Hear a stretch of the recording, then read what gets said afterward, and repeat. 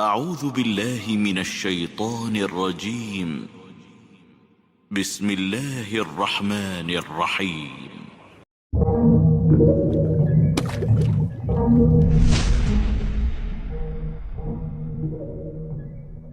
Bismillahirrahmanirrahim. Assalamualaikum warahmatullahi wabarakatuh. Alhamdulillahilladzi bi ni'matihi tatimmu shalihat. Segala puja dan puji syukur senantiasa kita ucapkan kepada Allah Rabbul Alamin, yang mana dengan nikmat yang diberikan oleh Allah Jalla Jalaluh maka sempurnalah kebaikan-kebaikan. Wa nashhadu an la ilaha illallah wahdahu la syarikalah, lahul mulku wa lahul hamdu wa huwa ala kulli syai'in qadir.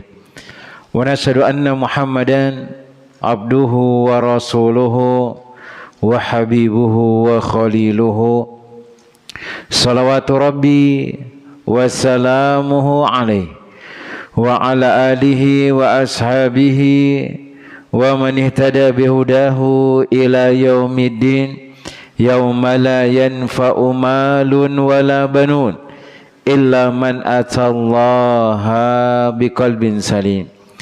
Masyarul muslimin wal muslimat jemaah yang semoga dirahmati oleh Allah Tabaraka wa Ta'ala, kita terus senantiasa bersyukur, memuji dan memuji Allah, kemudian meningkatkan ketakwaan kita kepada Allah Rabbul Alamin dengan sebaik-baik ketakwaan kepada Allah Jalla Jalaluh.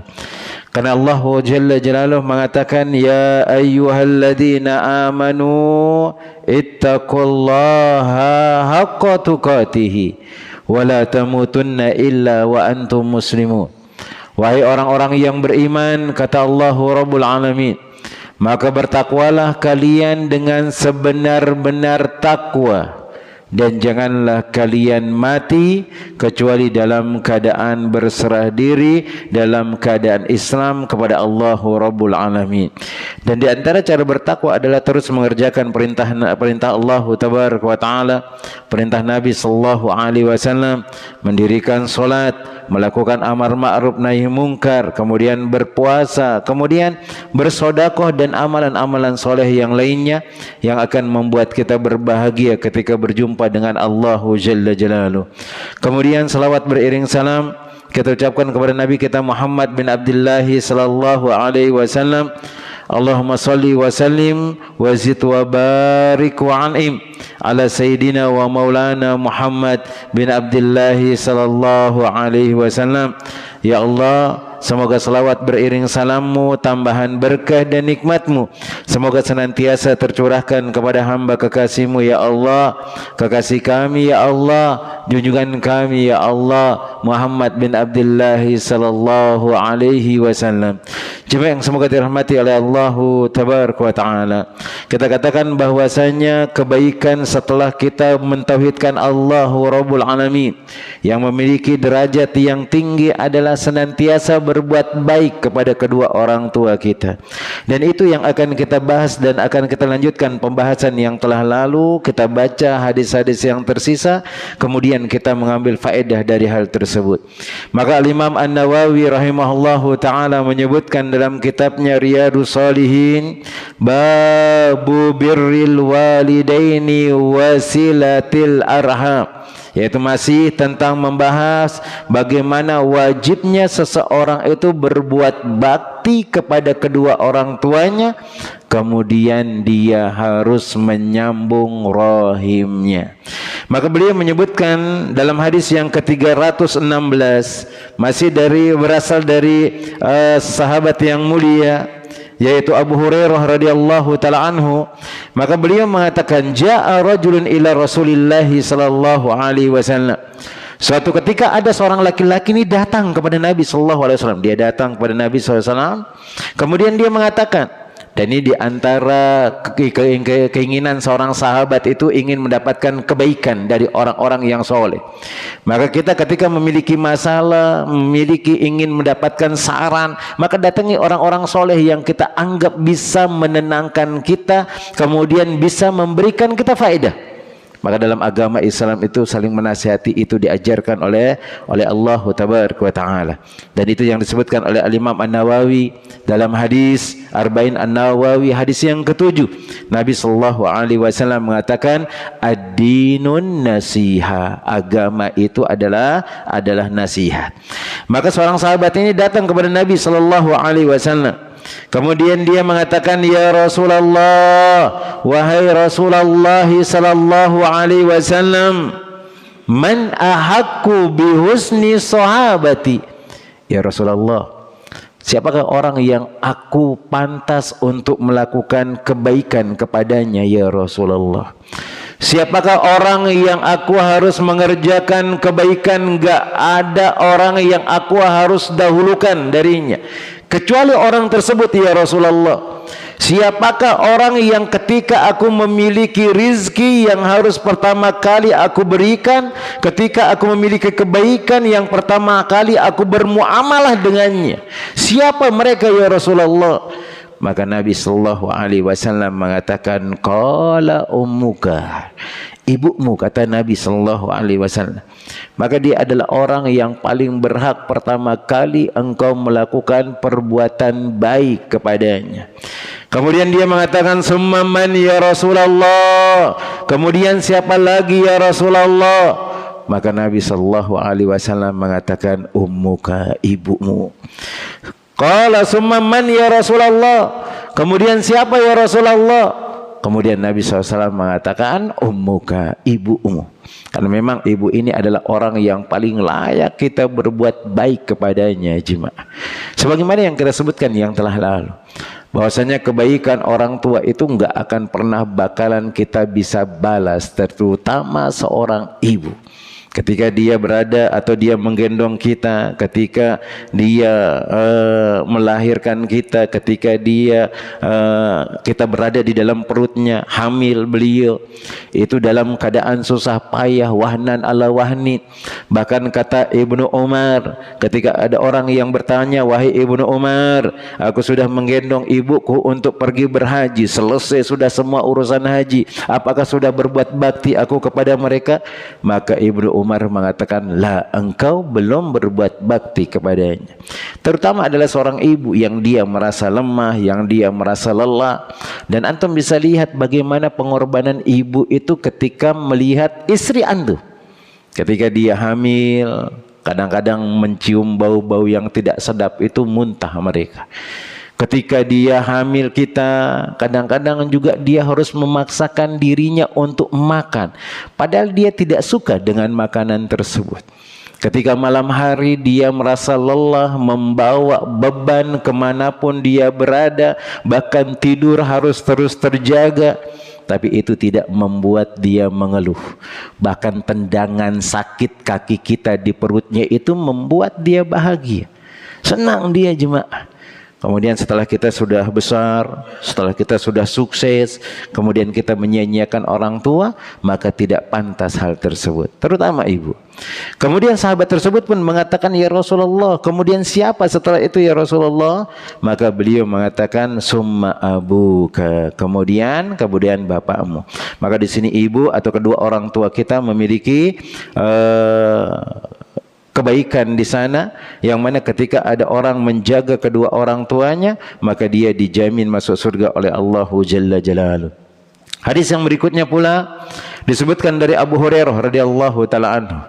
Maka beliau mengatakan, Nabi sallallahu alaihi wasallam bersabda, ragima anfu summa ragima anfu summa ragima anfu, celaka celaka celaka, kata Nabi sallallahu alaihi wasallam, merugi dia, merugi dia, merugi dia.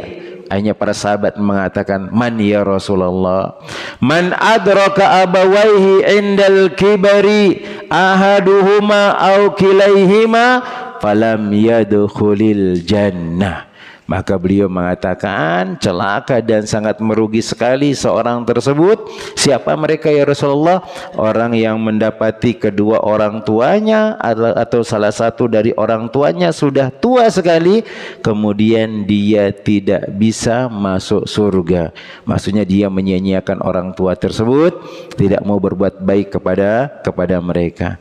Kemudian Nabi sallallahu alaihi wasallam pun menyebutkan ada seorang laki-laki yang dia datang kepada Nabi sallallahu alaihi wasallam, kemudian dia mengatakan, "Ya Rasulullah, innali qurabatan asiluhum wa yaqta'uni wa usinu ilaihim wa yusiuna ilayya wa ahluhum anhum wa yajhaluna alayya." Wahai Rasulullah, ada orang-orang atau ada yang aku memiliki kerabat dengan dia, yang masih ada tali hubungan, tali silaturahmi aku kepada dia ya Rasulullah. Aku menyambung tali silaturahmi aku, ternyata dia memutusnya ya Rasulullah. Aku berbuat baik kepadanya ya Rasulullah, tapi dia menjauhi aku ya Rasulullah. Dia tidak mau peduli kepada aku ya Rasulullah. Bahkan dia melakukan perbuatan jahat kepada aku ya Rasulullah. Aku ramah kepada mereka ya Rasulullah, tetapi mereka acuh tak acuh kepada aku ya Rasulullah. Apa yang harus aku lakukan ya Rasulullah? Maka Nabi sallallahu alaihi wasallam mengatakan, la in qulta kama qulta, seandainya yang engkau katakan itu adalah benar, ka'annama tusifhumul almalla, maka seolah-olah engkau telah menyuapkan abu panas kepada mereka. Wala yazalu ma'aka minallahi dhahirun alaihim ma dumta ala dhalik. Maka Nabi sallallahu alaihi wasallam mengatakan, senantiasa Allah tabaraka wa taala akan memberikan pertolongan kepada engkau kalau engkau melakukan hal itu. Maka di antara faedah yang bisa kita ambil dari dalil ini, ketika kita melakukan kebaikan itu tidak peduli apakah orang itu membalas kebaikan itu atau tidak. Tapi yang kita lakukan adalah ingin mendapatkan kebaikan dari Allah Jalla Jalal. Maka di sini juga kita bisa mengambil pelajaran, kalau melakukan kebaikan itu jangan harapkan pembalasan dari orang lain. Maka kalau antum melakukan hal tersebut akan membuat sakit dada kita. Karena kadang-kadang kita kalau melakukan kebaikan supaya nanti dibalas oleh orang lain dan orang lain itu tidak bisa membalas, jengkel rasanya kita ya jemaah. Jengkel rasanya kita. Kita sudah bantu dia, kenapa kok dia tidak bantu kita? Kemudian kita bantu dia, kenapa kok dia acuh tak acuh sama kita? Dia tidak peduli dengan kita. Kita ngomong baik sama dia, kenapa kok dia ngomong kasar kepada kita? Maka sejatinya melakukan perbuatan baik itu bukan untuk dibalas sama orang lain jemaah. Tapi yang kita inginkan adalah ketika Allah Jalla Jalaluhu membalas hal tersebut. Bukankah yang memberikan rizki adalah Allah? Orang itu tidak bisa memberikan kita rizki jemaah. Yang memberikan kesehatan adalah Allah. Orang itu tidak bisa memberikan kesehatan kepada kita. Yang membuat keluarga kita itu bahagia adalah Allah. Orang itu tidak bisa memberikan kebahagiaan kepada kita walaupun ada hubungan rahim kita dengan dia. Cuman kita diperintahkan oleh Nabi sallallahu alaihi wasallam, diperintahkan oleh Allah Jalla Jalaluhu, kita menyambung tali silaturahmi kepada mereka. Dan Nabi sallallahu alaihi wasallam mengatakan, laisal wasilu bil mukafi. Orang yang menyambung tali silaturahmi yang sejati itu bukan hanya ketika dia melakukan baik dibalas kebaikan oleh orang lain, atau orang lain melakukan kebaikan kepada dia, dia balas serupa. Bukan itu menyambung tali silaturahmi yang sesungguhnya, kata Nabi sallallahu alaihi wasallam. Walakinnal wasilul ladzi idza qata'at rahimuhu wa salaha. Tetapi menyambung tali silaturahmi itu adalah ketika kita nyambung tali silaturahmi kepada orang, orang putus rahim kita, tapi kita sambung lagi, kita melakukan kebaikan kepada mereka tanpa memandang mereka melakukan kebaikan atau tidak kepada kita. Maka kita tidak usah pedulikan ketika kita melakukan kebaikan itu, tidak usah memikirkan supaya itu nanti dibalas oleh orang lain. Enggak. Karena sejatinya manusia itu adalah makhluk yang lemah. Allahu ghaniyun wa antumul fuqara, kata Allah Jalla Jalaluhu.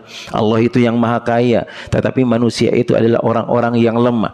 Bahkan lihat seandainya kalau kita berbuat baik kepada mereka, antum yakin dia akan berbuat baik sama antum sampai seterusnya? Tidak. Kadang-kadang ada masalah sedikit kita sama dia, dia sudah tidak mau menegur sapa kita, tidak mau melihat kita. Bahkan kalau kita jalan di satu lorong, dia akan mencari lorong yang lain. Itulah manusia dan makhluk Allah tabaraka wa taala. Beda dengan Allahu jalla jalaluhu. Ketika kita melakukan kebaikan hanya karena Allah, ketika kita membantu orang lain hanya karena Allah, walaupun orang itu tidak balas berbuat baik kepada kita, maka Nabi sallallahu alaihi wasallam mengatakan, wallahu fi aunil abdi ma kana al abdu fi auni akhihi. Allah akan senantiasa membantu seorang hamba ketika dia terus membantu saudaranya. Berarti kita tidak usah pedulikan berbuat baik itu mau dibalas atau tidak balas, tidak jadi masalah. Yang penting Allah tabaraka wa taala yang memberikan balasan tersebut. Walaupun itu adalah orang-orang yang dia berasal dari keluarga kita, maka yang wajib bagi kita ini adalah terus menyambung tali silaturahmi kepada mereka walaupun mereka memutusnya, karena pahala ya dari Allah tabaraka wa taala yang kita inginkan. Kemudian jemaah yang semoga dirahmati oleh Allah jalla jalaluhu, menyambung tali silaturahmi, menyambung rahim kita dengan saudara-saudara kita, dengan orang tua kita, ternyata itu salah satu jalan pintu surga, ke pintu rizki kita dibuka oleh Allah tabaraka wa taala. Kemudian keberkahan pada umur kita pun akan kita dapatkan dengan kebaikan tersebut. Maka Nabi sallallahu alaihi wasallam menyebutkan dari Anas bin Malik radhiyallahu taala anhu, anna Rasulullah sallallahu alaihi wasallam qala, man ahabba, siapa di antara kalian yang dia ingin, kata Nabi sallallahu alaihi wasallam, ayyubsatu lahu fi rizqi, diluaskan oleh Allah jalla jalaluhu rizkinya, wa yunsa'u lahu fi athari, kemudian umurnya diberkahi oleh Allah tabaraka wa taala. Maka Nabi sallallahu alaihi wasallam mengatakan, falyasir rahimah, maka hendaknya dia menyambung tali silaturahmi. Ternyata menyambung tali silaturahmi ini akan mendatangkan rizki dari Allah Rabbul Alamin. Maka kita yang susah mungkin hari ini mencari rizki Allah, mungkin kita selama ini tidak pernah menyambung tali silaturahmi kita kepada orang-orang yang terdekat, sepupu kita, yang ada rahim kita, keluarga dekat kita. Bahkan mungkin kita kadang tidak mau nyambung tali silaturahmi kepada orang tua kita jemaah. Dan kita beranggapan bahwasanya orang tua kita ini dari dulu nggak pernah berbuat baik sama kita, kenapa kok kita nyambung tali silaturahmi? Bahkan anak ustadz, mungkin ada orang mengatakan ketika waktu kecil anak dititip di panti asuhan ustadz, dan sekarang ketika anak sudah sukses, orang tua saya itu datang minta uang ustaz, maka kita katakan wajib berbuat bakti kepada kedua orang tua. Seandainya kalau bukan karena Allah, kemudian adanya orang tua, maka mungkin kita tidak akan pernah lahir di muka bumi ini dan kita tidak akan pernah sukses jemaah. Mau orang tua berbuat baik, mau mereka berbuat buruk kepada kita, maka wajib hukumnya untuk berbakti kepada mereka. Kemudian kita nyambung tali silaturahmi kepada mereka. Bagi orang-orang yang ingin supaya rizkinya dibentangkan oleh Allah, supaya rizkinya diluaskan oleh Allah, maka sambunglah tali silaturahmi kita dengan orang-orang yang terdekat di antara kita.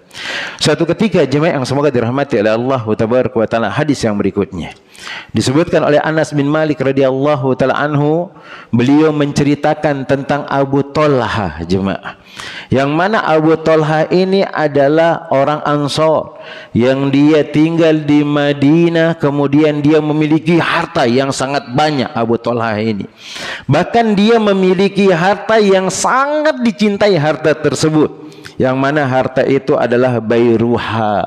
Ada pohon kurma beliau, kebun kurma beliau namakan adalah Bayruha, yang mana semua keuntungan sangat banyak sekali di sana. Ketika panen, dia memiliki panen yang sangat banyak. Bahkan Nabi sallallahu alaihi wasallam pernah masuk ke kebun tersebut, ternyata di sana ada mata air yang sangat jernih sekali dan sangat segar sekali dan diminum oleh Nabi sallallahu alaihi wasallam.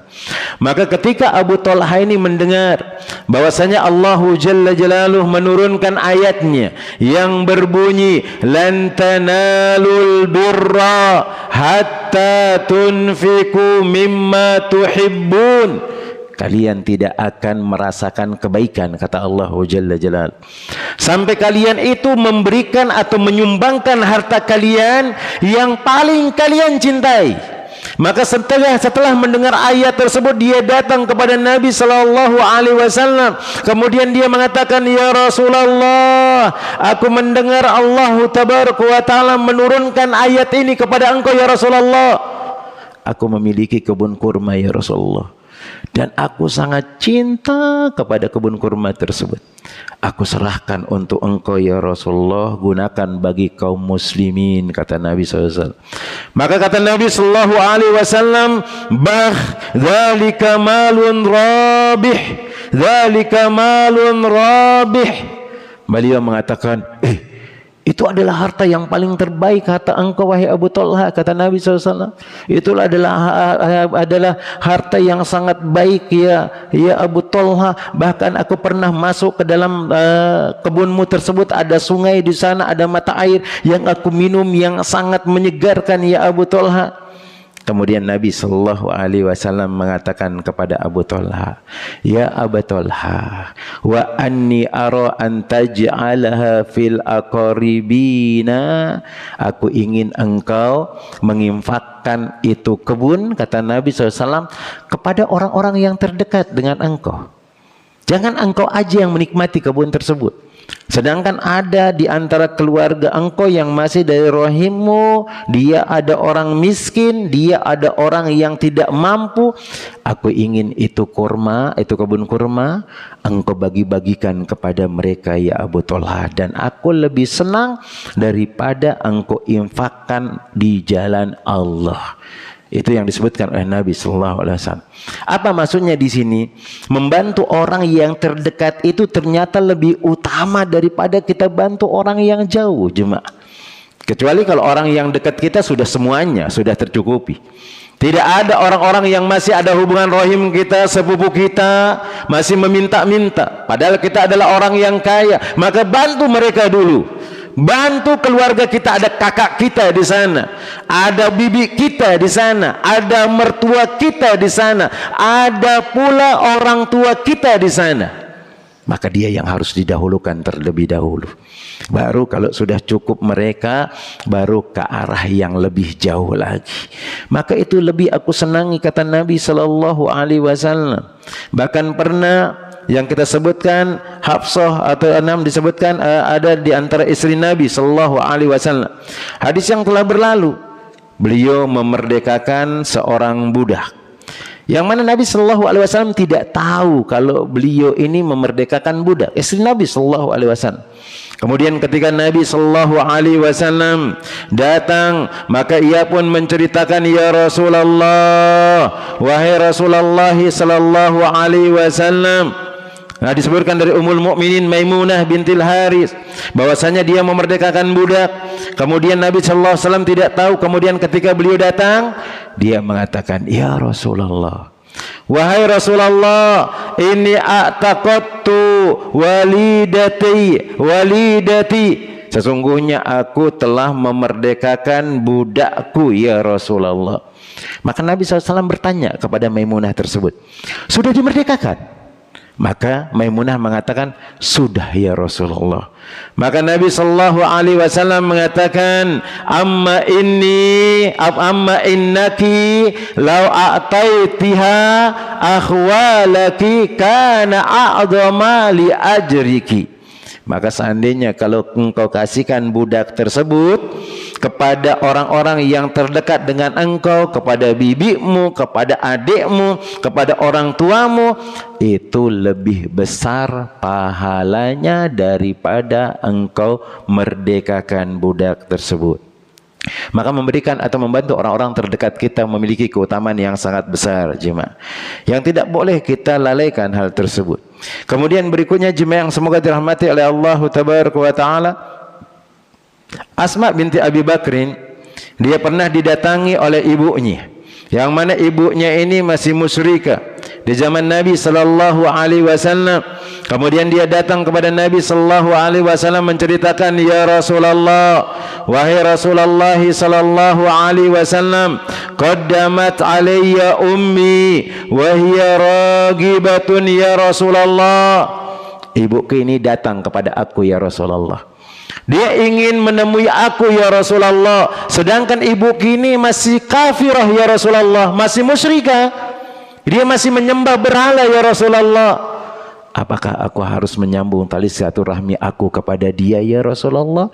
Maka Nabi sallallahu alaihi wasallam mengatakan, iya, sambung tali silaturahmimu. Berarti ini menunjukkan bahwasanya walaupun kita memiliki keluarga bukan orang Islam, tetap antum sambung tali silaturahmi antum. Mudah-mudahan dengan kebaikan yang kita tunjukkan, bahwasanya agama Islam itu mengajarkan perdamaian, mengajarkan kasih sayang dia. Mudah-mudahan mereka mendapatkan hidayah, kemudian mereka masuk ke dalam agama Islam, jemaah. Bukan antum benci dia, bukan antum hina dia, bukan antum remehkan dia, jangan. Tapi yang harus kita lakukan adalah terus bermuamalah kepada mereka. Bahkan disebutkan oleh Nabi sallallahu alaihi wasallam, doakan mereka, mudah-mudahan mereka mendapatkan hidayah dari Allah tabaraka wa taala. Kemudian hadis yang berikutnya, jemaah yang semoga dirahmati oleh Allah tabaraka wa taala, bahwasanya Nabi sallallahu alaihi wasallam menyebutkan pula tentang masalah wajibnya berbuat bakti kepada kedua orang tua. Yang mana Nabi sallallahu alaihi wasallam menyebutkan dari Abu Ayyub Khalid bin Zaid Al-Ansari, bahwasanya ada seorang laki-laki mengatakan kepada Nabi sallallahu alaihi wasallam, "Ya Rasulullah, wahai Rasulullah sallallahu alaihi wasallam, akhbirni bi amalin yudkhilunil jannah wa yubaiduni minan nar." Wahai Rasulullah sallallahu alaihi wasallam, kabarkanlah kepadaku suatu amalan yang aku kerjakan akan menjamin aku masuk surga ya Rasulullah, dan menjauhkan aku dari api neraka ya Rasulullah. Qala Nabi sallallahu alaihi wasallam, maka Nabi sallallahu alaihi wasallam mengatakan, ta'budullaha wa la tusyriku bihi syai'a. Yang pertama, engkau harus mentauhidkan Allah. Tidak boleh engkau mensekutukannya dengan sesuatu apapun. Wa tuqimus shalah, kemudian engkau mendirikan salat. Wa tu'tiyaz zakat, kemudian engkau mengeluarkan zakat. Wa tasilur rahima, kemudian kalian menyambung tali silaturahmi. Maka menyambung tali silaturahmi ini akan memasukkan kita ke dalam surga. Bahkan kalau bersodakoh kepada orang-orang yang ada hubungan rohim kita dengan mereka, maka kita akan mendapatkan 2 pahala daripada kita bersodakoh kepada orang-orang miskin. Pertama, yaitu pahala sodakoh itu sendiri. Kemudian yang kedua adalah menyambung tali silaturahmi kita. Kemudian jemaah yang semoga dirahmati oleh Allah tabaraka wa taala, Nabi menyebutkan dari Abu Darda radhiyallahu taala anhu, bahwasanya ada seorang laki-laki mendatanginya, atahu faqala, kemudian dia mengatakan, innali imra'atan wa inna ummi ta'muruni bitalaqiha. Qala sami'tu Rasulullah sallallahu alaihi wasallam yaqul, al-walidu awsatu abwabil jannah fa in syi'ta fa'adhi dhalikal bab awi fadhu. Rawahu Tirmidzi wa qala hadisun hasanun sahih. Beliau pernah didatangi oleh seorang laki-laki yang mana ibunya ini memerintahkan dia untuk menceraikan istrinya. Dia tahu bahwasanya istrinya adalah orang yang buruk. Istrinya adalah orang yang selalu membangkang kepada dia. Orang tua ini enggak tahan dia direndahkan oleh istrinya. Kemudian dia pun datang kemudian memerintahkan anaknya supaya menceraikan istrinya tersebut. Maka dia bertanya kepada Abu Darda, apa yang aku harus lakukan ya Abu Darda? Maka Abu Darda mengatakan, orang tua itu adalah pintu tengah surga. Kalau engkau mau mendapatkan surga tersebut, maka jagalah pintu itu. Tapi Tapi kalau engkau tidak mau, maka silakan engkau biarkan pintu tersebut, jangan atau tidak perlu jaga dia. Sampai segitunya jemaah berbuat bakti kepada kedua orang tua kita. Bahkan pernah ceritanya mungkin yang sering kita dengar, cerita Nabi Ibrahim alaihissalam ketika dia datang mengunjungi Nabi Ismail, kemudian bertemu dengan istrinya, anaknya Nabi Ismail. Kemudian ternyata dia mengetahui anaknya ini atau menantunya ini kurang baik.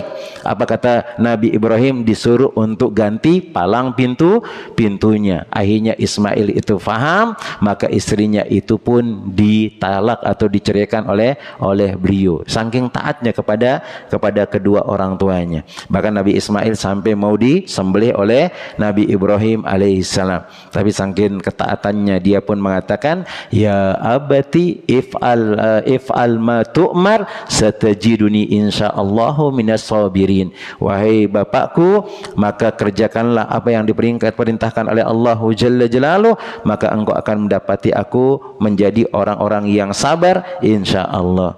Kemudian yang berikutnya jemaah yang semoga dirahmati oleh Allah Tabaraka wa taala, di antara cara kita berbuat baik kepada kedua orang tua setelah dia meninggal dunia, yaitu mungkin ibu kita yang meninggal dunia, maka disebutkan oleh Al-Imam An-Nawawi dalam hadis yang ke-335 dari Bara bin Azib radhiyallahu taala anhuma, anin Nabi sallallahu alaihi wasallam qaal, al-khalatu bimanzilatil ummi, maka bibi itu kedudukannya seperti ibu. Kalau ibu kita sudah meninggal dunia, maka silahkan berbuat baik kepada bibi kita itu, maka pahalanya juga sama jemaah. Antum kalau ingin dimudahkan masuk surga, maka kalau orang tua kita itu sudah meninggal dunia, berbuat baik kita kepada bibi, pahalanya sama.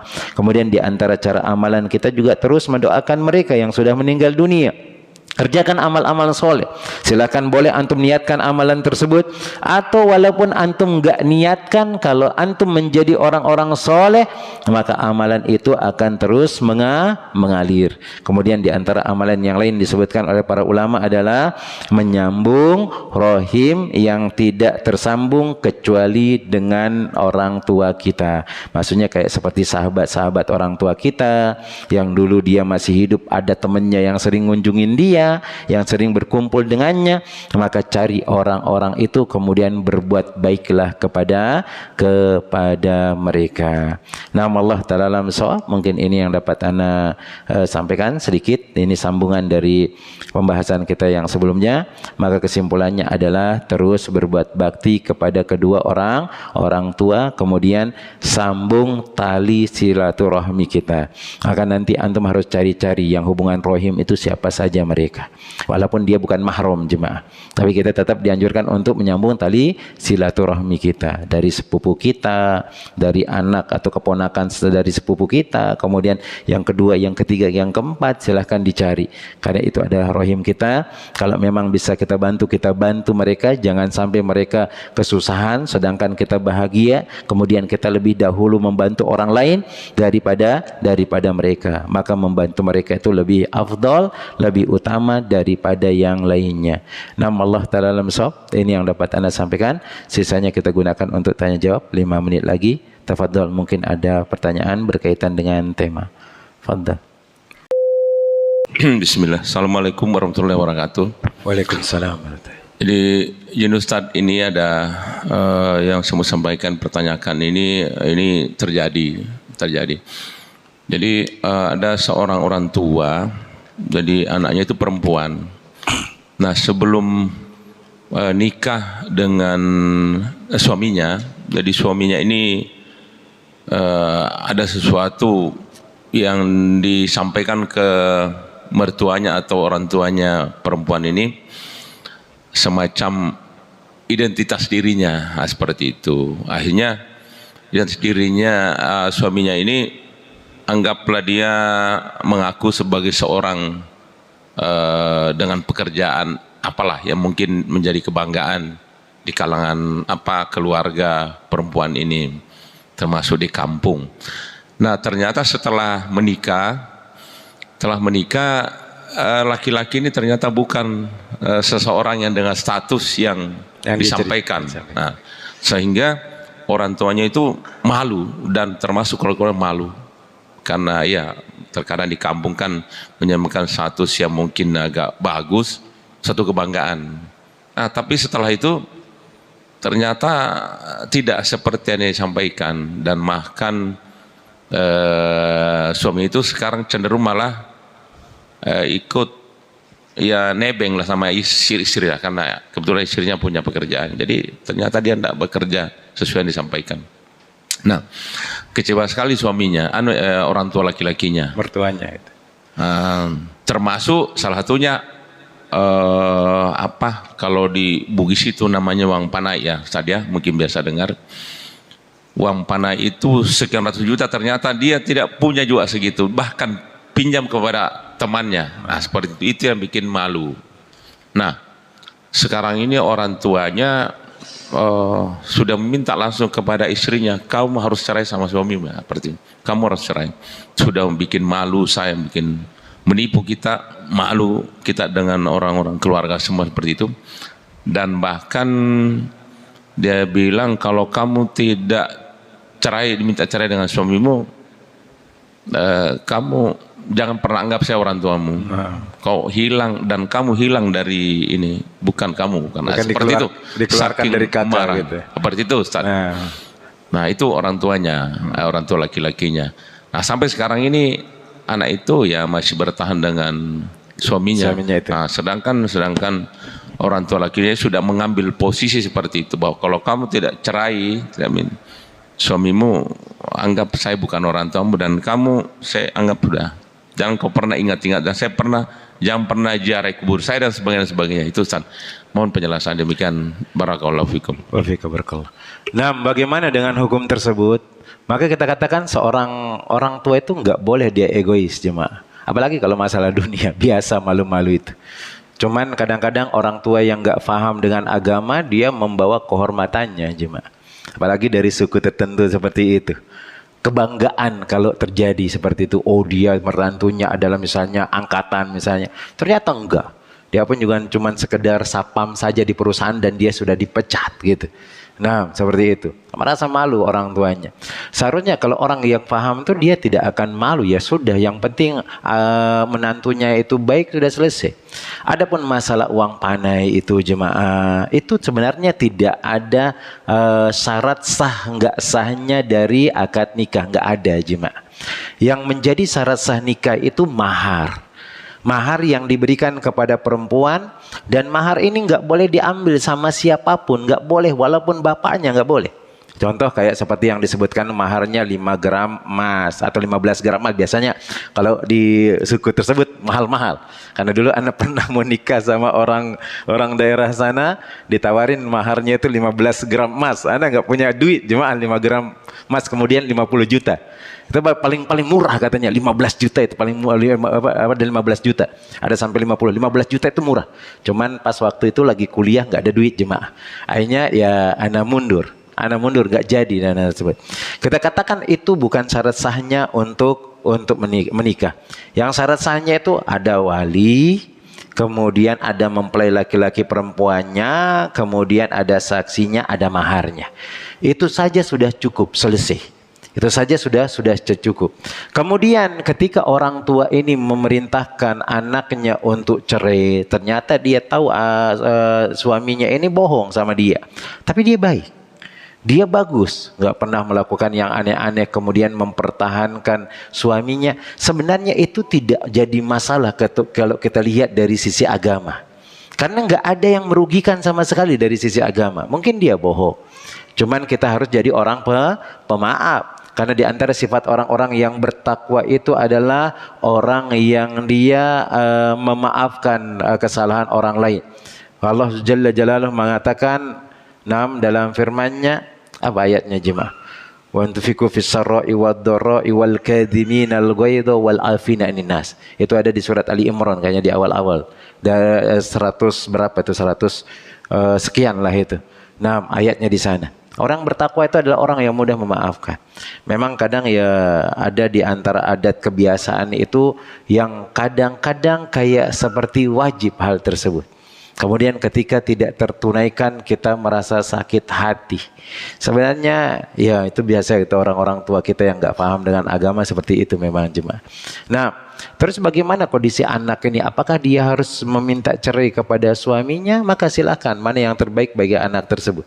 Kalau memang dia mengetahui harus cerai itu lebih terbaik karena mungkin suaminya tidak jelas, maka boleh. Tapi jangan dia mudah-mudah minta cerai. Kata Nabi Sallallahu Alaihi Wasallam, celaka perempuan yang dia minta cerai dan tidak ada sebab syar'inya. Lam yarih rohiatal jannah, kata Nabi. Dia akan tidak akan mencium bau surga. Padahal bau surga itu bisa dicium sampai puluhan tahun perjalanan, kata Nabi Sallallahu Alaihi Wasallam. Adapun kalau memang berkaitan dengan agama, berkaitan dengan hatinya, boleh. Karena pernah ada seorang perempuan disebutkan, bahwasanya dia kalau ngelihat suaminya itu pengen diludahin, jemaah. Gak tahu dia pengen diludahin kenapa lah. Mungkin sifatnya yang buruk atau mungkin mukanya yang buruk. Ketika ketemu sama suaminya pengen diludahin jemaah. Pengen diludahin, enggak tenang dia karena dia yang hidup sama suaminya. Dia datang kepada Nabi SAW untuk gugat cerai suaminya. Maka Nabi SAW memutuskan, kemudian mengembalikan mahar yang dulu diberikan kepada dia, diberikan kepada suaminya, kemudian langsung diputuskan. Itu dia. Maka kita katakan, ya anak ini banyak-banyak berdoa kepada orang tuanya, kemudian terus jelaskan.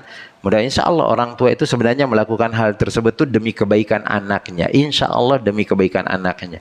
Cuman terkadang mungkin karena terbawa suasana, terbawa kondisi kemasyarakatan seperti itu, kadang mereka mengambil keputusan yang sebenarnya mereka tidak inginkan hal tersebut. Maka silakan dibicarakan dengan yang terbaik sebelum sampai mengambil keputusan yang akan membuat anaknya itu menyesal, dan saling mendoakan jemaah.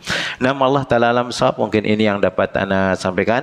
Semoga bermanfaat bagi ana pribadi, kemudian bagi para jemaah.